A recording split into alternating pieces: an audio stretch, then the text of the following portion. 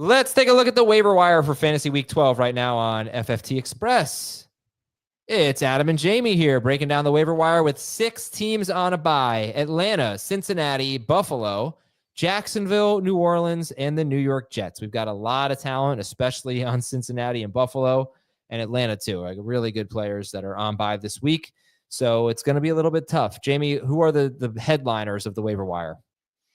The headliners for me would be the 2 top tight ends that we talked about and the number 1 receiver. So clearly, if you get your hands on looking forward, Taysom Hill at the tight end position, Jerry Jeudy at the wide receiver position if he's there. But of the range that we talk about, 65% roster or less on CBSSports.com leagues, it would be Will Dissly, Jonnu Smith, and Christian Watson. I mean, you're seeing how these guys at the tight end spot are getting targets and opportunities, performing.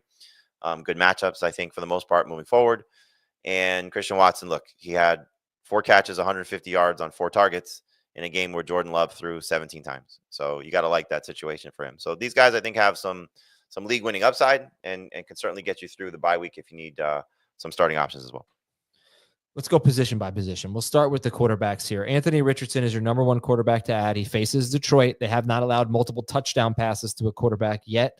The 3 quarterbacks who have had good games, and one's had a great game: Baker Mayfield with a rushing touchdown, Geno Smith, 56 passes, Mason Rudolph, a rushing touchdown. And I actually did notice, like, they're not that great against mobile quarterbacks. But how do you feel about Richardson this week, and how do you feel about him going forward? Low-end starter this week, not a top 12 guy, but just outside that group, and you can make the case. I have CJ Stroud at 12, that Richardson's better at this point, just given what Stroud has not done. And maybe the Anzalone injury can help Richardson, in terms of what he does as a rusher without Aiden Hutchinson there also, so pass rush and tackling, not in the best standing right now for the Lions, at least based on injuries. So long term, I think there's plenty of upside.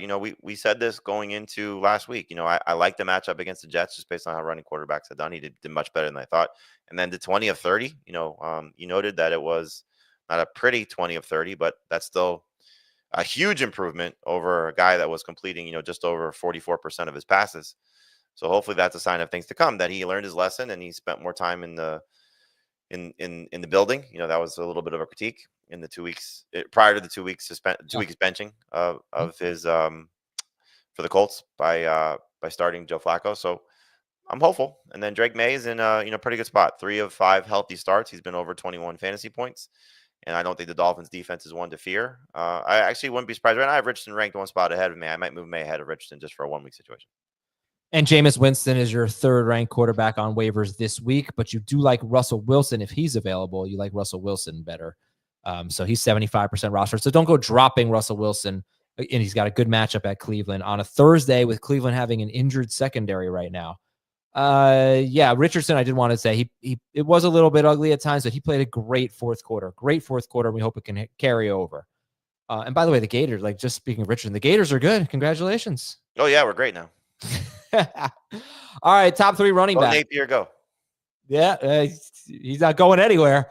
I had this conversation, not to go on a tangent, that the difference between Billy Napier and Mario Cristobal is just Cam Ward. Yeah, probably. I got a lot of flack from some Hurricanes fans for that. No, it's. Do you see what Cristobal did at Oregon? Yeah, that is true. That is a good point. But he gets talent, All right. Anyway, top running backs to get. Top running backs to get are not pretty. You're looking at, if you need somebody for this week, Amir Abdullah is probably going to get the biggest opportunity if Alexander Mattison and Zamir White are out. But it's a tough matchup against Denver. If one of the 2 guys are out, you probably prefer it to be Madison, just because Abdullah's role in the passing game would be there. He did have 3 catches, 16 yards on 3 targets, and a touchdown against the Dolphins. Long term, you have a few options. You can look at Trey Benson first if you want to go with who has the most lottery ticket upside. I have Roschon Johnson first because I think he's going to play in tandem with DeAndre Swift. In the first game we saw with Thomas Brown, he played a season high 42% of the snaps. DeAndre Swift played, it was like 53% of the snaps, 57% of the snaps. It was his lowest total since week 3 in terms of snap share.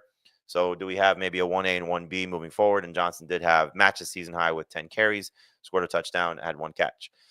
You have Cam Akers, Gus Edwards. All these guys are kind of in a similar situation where you need an injury for them to probably maximize their upside. Edwards, I thought, took a little bit of a step back, coming off the 10-carry, 55-yard game in his return from the ankle injury, 6 carries, 27 yards. But you see that they still like him. And based on what Greg Roman had said, you touched on this prior to the game Sunday, that Greg Roman was just raving about Gus Edwards. So I think there's, something to buy into there moving forward. Cam Akers has 12 plus 12, at least 12 total touches each of his last 2 games. And who knows what happens if Aaron Jones doesn't miss time. Akers also caught a touchdown, which, just makes every Aaron Jones manager extremely mad that it wasn't Jones doing that in the game on Sunday. Then that's fine. This is Express. This is the Express version because we got to take a break. We'll be right back after this to talk about wide receivers and tight ends. And if you have any questions, we'll be answering those as well. We'll be right back on FFT Express. All right, the wide receivers to get. If Jerry Jeudy's available, make him your number 1 wide receiver ad. If he's not available, who are we looking at? Christian Watson would be my favorite, followed by Elijah Moore. Watson coming off, again, the game that he just had, 4 for 150 on 4 targets with Jordan Love throwing 17 times, at least 6 targets in each of the previous 2 games. So he could start to get hot, as we know, could be one of the best receivers in fantasy and might be the best Packers receiver moving forward. Elijah Moore has had at least 8 targets in 3 straight games with Jameis Winston. 2 of those games, he's been over 16 PPR points. So we know it's a crowded receiving core with Cedric Tillman and Jerry Jeudy and David Njoku. But still, Elijah Moore could be a high-end number 3 receiver with a chance to be a top 20 guy if this continues. After him, it's another gamble. Throw Rome Odunze into the conversation, too, if we're going to talk about Jerry Jeudy. He's just outside the range of guys that we have been mentioning, and he's coming off a 10-target game, led the team in targets, led the team in receiving yards, did have 6 catches. First game with Thomas Brown, rookie wide receivers, as we know, late season push. Hopefully that's the case for him to close the year. But you have DeMario Douglas, you have Jalen McMillan. Their opportunities could continue to grow. McMillan had 2 games with at least 7 targets prior to having a hamstring injury. And now with Mike Evans back, it may be better for McMillan because he may now settle into that second role, the Godwin role, which could be great for him if Baker Mayfield leans on him. DeMario Douglas has been 9 to 10.5 PPR points in 3 straight games. Averaging 7 targets per game over those 3 games. Hopefully we start to see a little bit more production from him moving forward. Tight ends might be where it's at this week. You could have your choice of Dallas Goedert, Hunter Henry, Zach Ertz, but even if you don't, Jamie likes Will Dissly better than all of them. So tell us about the tight ends to get.